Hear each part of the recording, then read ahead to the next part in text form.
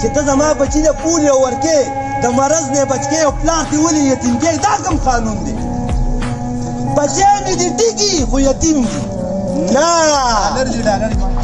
بچی به مې ټیکه مې او یتیم به م نه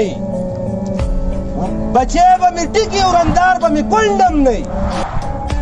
بچی به مې ټیکي مور به مې د خفګان ړندم نه پولیو درته په هغه شرط پرېږدمه چې زما وسایل زما حقوق مال راکې زما بچي له بیا پولیو ورکړه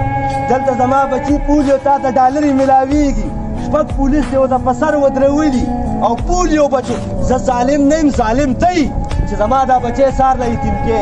ظالم تی چې زما د بچي تعلیم دې تباه کړو سکول دې په بمونو والځو ظالم تی چې د پولیو یو څاڅکی ورکې خو هسپتال یې شاته تباه کې